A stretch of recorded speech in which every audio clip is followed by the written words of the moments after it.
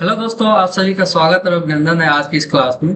तो दोस्तों, कुछ दिन पहले हमने एक सेशन अपलोड किया था इस चैनल पे चंपारण सत्याग्रह से रिलेटेड, जिस पे आप लोगों का प्यार और सपोर्ट काफी अच्छा रहा और उम्मीद करते हैं कि आगे भी आप लोग इसी प्रकार से हमें सपोर्ट करेंगे। तो दोस्तों, आज हम लोग देखने वाले बीपीएससी से संबंधित महत्वपूर्ण क्वेश्चन जो हर बार लगभग में प्रीलिम्स में देखने को आपको मिल जाती है। अगर आप लोग ये क्वेश्चन कर लेते हो तो कहीं ना कहीं आपको बीपीएससी के प्रिपरेशन में काफी ज्यादा हेल्प होने वाला है। तो दोस्तों, आप लोगों से उम्मीद करता हूं कि आप लोग इस वीडियो को देखेंगे और इसे करने का प्रयास करेंगे। इसी के साथ आप देखेंगे तो कौन सा क्वेश्चन जो है किस बीपीएससी किस साल में पूछा गया था वो भी यहाँ पे बताया गया है। तो आई होप आप लोग अच्छे से समझ पा रहे होंगे। तो चलिए आज की इस वीडियो को स्टार्ट करते हैं। इससे पहले आपसे एक छोटी सी रिक्वेस्ट है कि इस चैनल पर पहली बार अगर आप लोग आए हैं और इसी तरह की और भी वीडियो अगर आप देखने के इच्छुक है तो आप इस चैनल को सब्सक्राइब जरूर कीजिएगा। तो हमारा आज का जो सेशन होने वाला है बीपीएससी प्रीवियस ईयर हिस्ट्री के क्वेश्चन है और इसमें जो है वो मिडाइवल, एंशिएंट और मॉडर्न तीनों मिक्स क्वेश्चन होंगे। तो आपको एक साथ ही करना है यहाँ पे। जैसे पहला क्वेश्चन आप देखिएगा यहाँ पे कि इल्तुतमिश किस वंश का शासक था। ठीक है, इसका अगर आप चाहें तो आंसर आप कमेंट बॉक्स में भी दे सकते हैं। और अगर आप लोगों को ये सब क्लास अगर लाइव करने में अच्छा लगता है तो आप कमेंट कर सकते हैं, हम लाइव भी करा सकते हैं। ठीक है, तो पहला क्वेश्चन क्या है आपका कि इल्तुतमिश जो है किस वंश का शासक था। यह 67 बीबीएससी में पूछा गया क्वेश्चन है। तो इसका राइट आंसर क्या हो जाएगा? ऑप्शन ए है गुलाम वंश, ऑप्शन बी खिलजी वंश, ऑप्शन सी तुगलक वंश और ऑप्शन डी जो है वो आपका लोधी वंश हो गया। तो यहाँ पे इसका जो राइट आंसर क्या हो जाएगा वो आपका गुलाम वंश हो जाएगा। ठीक है, क्वेश्चन नंबर 2 है यहाँ पर कि पानीपत की प्रथम लड़ाई कब हुई थी। पानीपत की प्रथम लड़ाई कब हुई थी? या 66 बीपीएससी में पूछा गया क्वेश्चन है प्रीलिम्स के एग्जाम में। तो इसका राइट आंसर क्या होगा? यहाँ पे ऑप्शन ए है 1526, 1520 56 हो गया।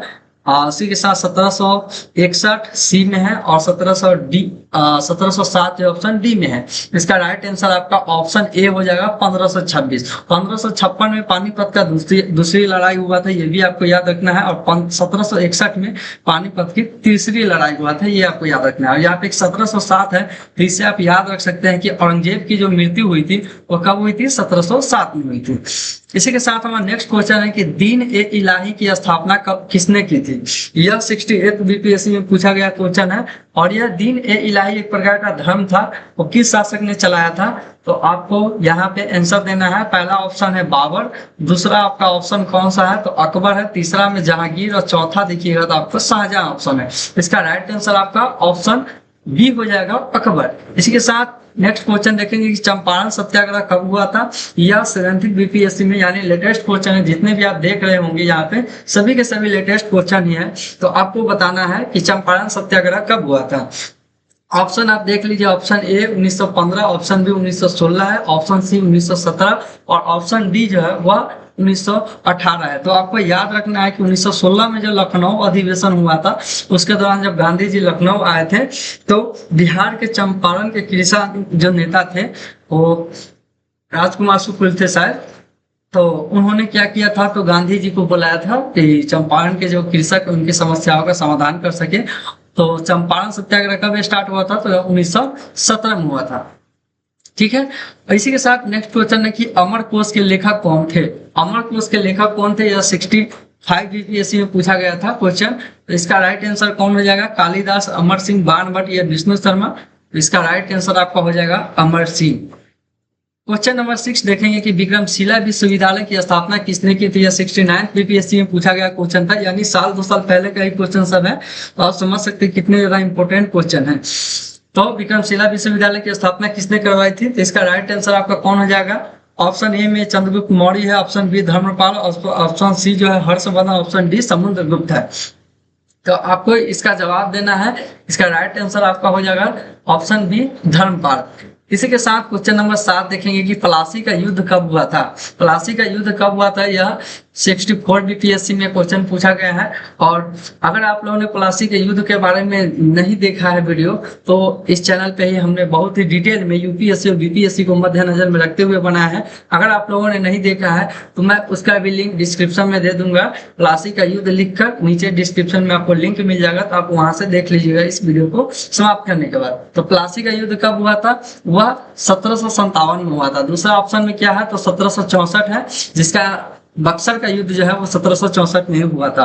तो प्लासी का युद्ध कब हुआ था? 1757 में हुआ था। और इसी समय से जो है ब्रिटिश साम्राज्य जो है वह बंगाल में एक तरह से कहे तो उनका जो है भारत में पहली बार जो है शासन स्थापित हो जाता है। और वो कहाँ होता है? तो बंगाल के क्षेत्र में होता है। क्वेश्चन नंबर 8 देखिएगा, गीता गोविंद।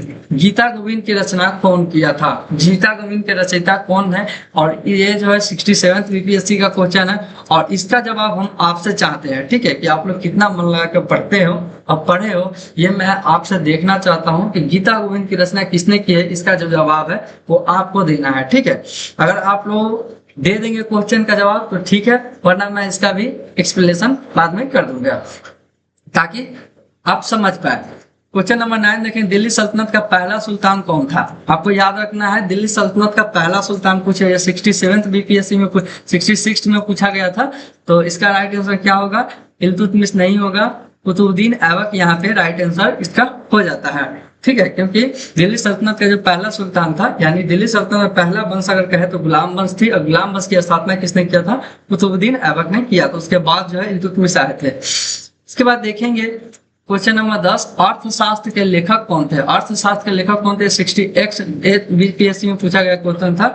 और ऑप्शन देखिए, कौटिल्य है, पतंजलि है और कालिदास है और यहाँ पे आर्यभट्ट है। तो इसका राइट आंसर कौन हो जाएगा? कौटिल्य हो जाएगा, जिसे चाणक्य और विष्णुगुप्त भी कहा जाता है। और इन्हीं के द्वारा जो है वह अर्थशास्त्र पुस्तक की रचना की गई थी। उसके बाद क्वेश्चन नंबर देखिए 11, इसमें क्या है कि सत्य शोधक समाज की स्थापना किसने की थी? देखिए 70 बीपीएससी में पूछा गया क्वेश्चन है। तो इसका राइट आंसर क्या होगा? ऑप्शन ए है Raja Ram Mohan Roy, option B Jyotiba Phule, option C Dayanand Saraswati, option D जो है वह आपका विवेकानंद है। इसका राइट आंसर क्या हो जाएगा? ज्योतिबा फुले हो जाएगा, ठीक है। राइट आंसर ज्योतिबा फुले हो जाएगा। क्वेश्चन नंबर 12 देखिएगा, इसके बारे में मैंने अभी जस्ट थोड़ी देर पहले ही बताया था, बक्सर के युद्ध से संबंधित। और अगर आपको इस पर डिटेल वीडियो चाहिए तो आप कमेंट कर सकते हैं, मैं बक्सर के युद्ध को भी बता दूंगा। पूरे मेंस के नजरिए से आपको मैं बता दूंगा कि यह किस प्रकार से इससे रिलेटेड क्वेश्चन को आप बना पाएंगे। और इसी के साथ अगर आप मेंस के भी प्रीवियस ईयर क्वेश्चन को देखना चाहें तो वो भी आप बता सकते हैं, हम उसके बारे में भी डिस्कस कर लेंगे। ये 65 बीपीएससी में पूछा गया क्वेश्चन था। तो कब हुआ था ये? 1757 में नहीं, 1757 में तो प्लासी का युद्ध हुआ था। तो 1764 में जो हो जाएगा वो बक्सर का युद्ध हुआ था, ठीक है। और इसमें जो है अंग्रेजों के निर्णायक जो है विजयी रही थी। उसके बाद देखिए क्वेश्चन नंबर 13 है कि फतेहपुर सीकरी का निर्माण किसने करवाया था? 67 बीपीएससी में क्वेश्चन पूछा गया था कि फतेहपुर सीकरी का निर्माण किसने करवाया था। ऑप्शन ए है बाबर था, option B Akbar, option C Shahjahan, option D जो है औरंगजेब। तो इसका निर्माण किसने किया करवाया था? तो अकबर ने फतेहपुर सीकरी का निर्माण करवाया था। क्वेश्चन नंबर 14 देखिए, ऋग्वेद में कुल कितने मंडल है? ऋग्वेद में कुल कितने मंडल? या 66 बीपीएससी में पूछा गया क्वेश्चन है। और ऋग्वेद में मंडलों की संख्या कितनी है? तो टोटल जो है वो 10 मंडल है, ठीक है। इवन बतुता, क्वेश्चन नंबर 15 देखिए, इवन बतुता किस देश से आया था? यह 69 बीपीएससी में पूछा गया क्वेश्चन है। और इसका जवाब क्या होगा? चीन, मोरक्को, फ्रांस या तुर्की। इसका जो राइट आंसर होगा वह मोरक्को हो जाएगा, ठीक है। इवन बतूता मोरक्को का रहने वाला था। इसी के साथ क्वेश्चन नंबर 16 देखिएगा कि भारतीय राष्ट्रीय कांग्रेस की स्थापना कब हुई थी? 68 बीपीएससी में पूछा गया क्वेश्चन है। तो इसका राइट आंसर क्या होगा? 1857 नहीं होगा, 1885 हो जाएगा, क्योंकि 1885 में जो है भारतीय राष्ट्रीय कांग्रेस की स्थापना हुई थी। ये आपको ध्यान रखना है, ठीक है। इसके साथ क्वेश्चन नंबर 17 देखिएगा। क्वेश्चन नंबर 17 क्या है कि नालंदा विश्वविद्यालय किस राज्य में अवस्थित है? नालंदा किस विश्वविद्यालय में अवस्थित है? तो ये 64 बीपीएससी में पूछा गया क्वेश्चन था। और इसका जवाब तो हमें लगता है सभी को पता होना चाहिए कि ये बिहार में ही स्थित है। इसी के बाद देखिएगा कि क्वेश्चन नंबर 18 है कि अलाउद्दीन खिलजी का बाजार नियंत्रण किसके लिए प्रसिद्ध है, किसके लिए? यह 17 बीपीएससी का क्वेश्चन है। और यहाँ पे ऑप्शन आपको है कि कृषि सुधार, मूल्य नियंत्रण और शिक्षा सुधार, पसीना सुधार के लिए। इसका जो राइट आंसर आपका होगा मूल्य नियंत्रण के लिए उन्होंने बाजार नियंत्रण किया था। इसी के साथ देखिएगा आप लोग क्वेश्चन नंबर 19, तो महमूद गजनवी ने भारत पर कितनी बार आक्रमण किया था? जो यह 67 बीपीएससी का क्वेश्चन है।